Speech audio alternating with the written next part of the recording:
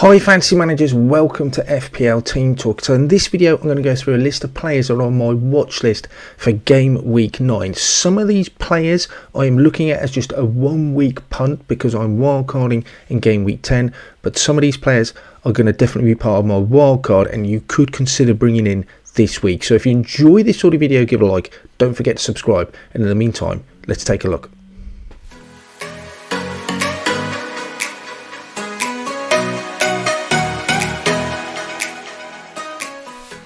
The first player that I'm considering bringing in this week is Matty Cash. Now for me on a wild card in game week 10, it would be a little bit of a 1 week punt, but he's definitely someone I am bringing in for my wild card if I can afford it. Prices are going up all the time for game week 10, so if I didn't go for him it would have to be another Villa defender, but those fixtures look great.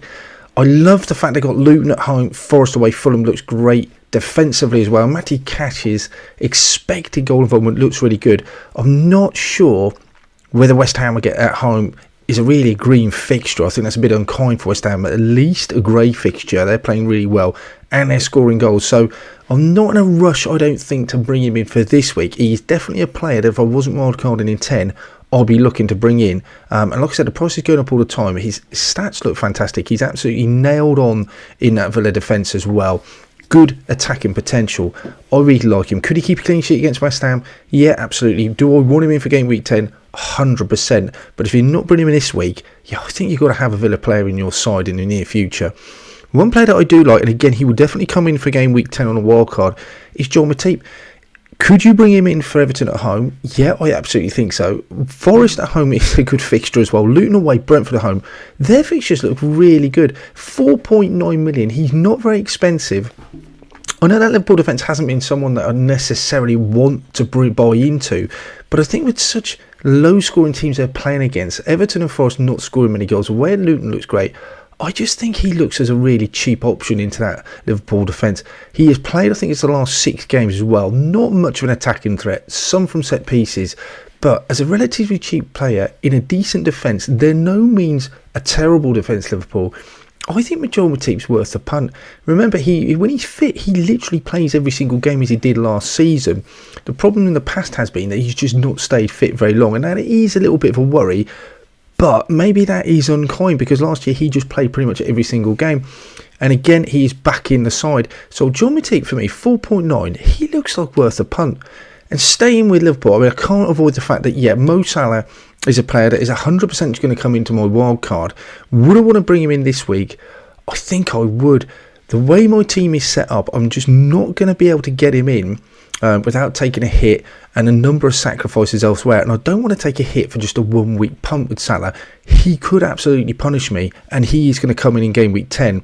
If you had a way to get to him, I think, yeah, I would bring him in now, especially if you're not wildcarding. Bring him in now sooner rather than later. He is the most expensive asset in the game, don't get me wrong, and he is difficult to fit in if you've got the likes of Haaland, if you want to play Son, if you've got Trippier, so you're going to have to make a few sacrifices. But he could really do some damage. Still on pens, absolutely nailed. Everton, Forest at home in itself is a good enough reason. Then you've got Luton away. The fixtures look brilliant. His underlying stats are still fantastic. 5 goals, 4 assists, 9 goal involvements in that game. XGI 1.32. Wow, he's just been brilliant. Another Liverpool player that you could have a punt on is Darwin Núñez, and I do like him. And his underlying stats again look great. I mean, look at that. It is a bit hit and miss because he is not starting every game, so he's coming off the bench in some games, and we know what he did against Newcastle. 6 goal involvement, 7 games, so he's underachieving his XGI a little bit, 1.47. That's Haaland-esque sort of stats.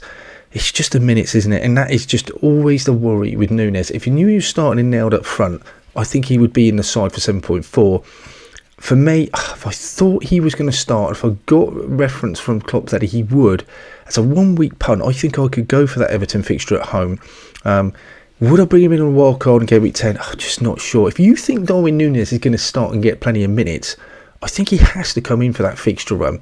If, like me, you're just unsure, maybe I'll just avoid the headache and skip on to another forward or reinvest that money elsewhere. But 7.4 is cheaper than Ollie Watkins. He is a good option if you think he's going to play the minutes. Anthony Gordon is another one. This feels like he's almost sort of bordering on sort of an enabler as well at 5.6. He's definitely one of the cheapest options out there. And on a wildcard, again, he is going to provide a little bit of money elsewhere. Pretty much nailed on that right-hand side with Harvey Barnes out until the new year as well. His stats look pretty good. He's overachieving his expected goal involvement, 0.6. He's got 6 returns in 6 games. Fixtures look pretty decent as well. Newcastle playing well. There's not a lot not to like about Anthony Gordon. I suppose the only thing to think is if you've got so many options in midfield, who are you jettisoning to get Anthony Gordon in? 5.6, it may be that you are moving from a Rashford or a Saka if he's out and then releasing those funds to bring him in. That could be a good enough reason. But 5.6, he's a bit of a punt for the Palace at home game.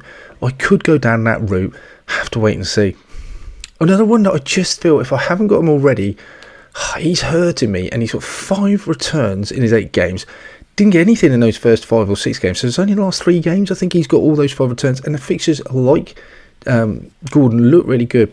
He's just really expensive to get to, but I am desperate to bring him in for game week 10 wildcard. If I could bring him in now, and I wasn't wildcarding, I think I would. I think I would pay that extra money to bring him in because he's just gobbling up those bonus points. Benching for the Arsenal game, but Palace, Wolves, Bournemouth look absolutely fine, and he's playing every game at the moment as well. 4 or 5 weeks ago, I think there was a little bit of worry about whether Livramento take minutes off him. I think when the game's been won and they're comfortably up, he gets rested, but he banks that clean sheet and then Livramento comes on.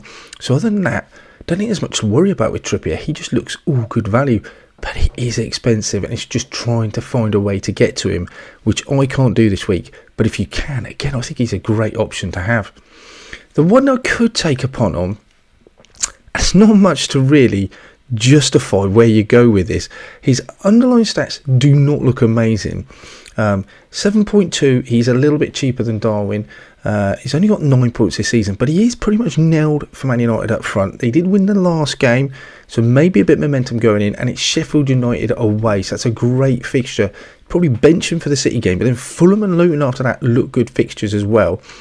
He looks like he's getting in the right areas. He looks like he is getting into the positions where he could score. Could it happen for him? He's obviously got some sort of goal scoring pedigree, but this definitely feels like it falls into sort of the punt region of whether to go for him. As a 1 week punt though for me, Sheffield United away, you know what, he could definitely come away with a few returns. I'm not against this idea. I haven't decided where I'm going to go yet, but yeah, he looks like an absolute possibility. The one place I am looking, probably leaning towards more than anything else, is James Maddison. So he's got good underlying stats, 7 returns from 8 games, 0.69 goal involvement, looks really good. Fulham at home looks like a good fixture for Tottenham. I have got Son already, so he's going to obviously say Maddison as well at home for him. I like it. He's going up in price. That's a bit annoying, but I can still get to him. 8.1. Yeah, I think for me and my side, I'm possibly going to look at dropping an Odegaard and bringing Maddison in, and then obviously I'm going to wildcard. Whether I bring him in for that, I'm not sure. Again, it will depend on money. We'll have wildcard videos out as soon as that game 9 deadline goes, because I'm going to want to get on players quickly. Will Maddison be part of that? Possibly. I prefer Son, but again, the money, he's a very good option. He looks like the sort of player just going to tick over. You know he's absolutely nailed. There is a possibility he's on pens. I suspect my money, I think, would go on Son. But other than that, yeah, James Maddison looks good. Talking of which, Son Heung-min, I've already brought him in. I think if you had the extra money, he is better value than Maddison. He's playing down the middle up front. I think he's going to be on pens as well. Underlying stats look great. He's definitely more likely to get you a goal, whereas Maddison, I think, is more likely to get you an assist. Therefore, it's just more points, both down as midfielders. But he is that bit more expensive. Is he worth it? I think he probably is. As a 1 week punt, I'm glad I've got him in. Longer term, Fulham Palace, decent fixtures. Wolves away, possibly even. Can you see them scoring against Chelsea at home? I can. It's not necessarily a game I'll target, but Son looks like a good option. And again, it's just the money. How do you keep him in your side?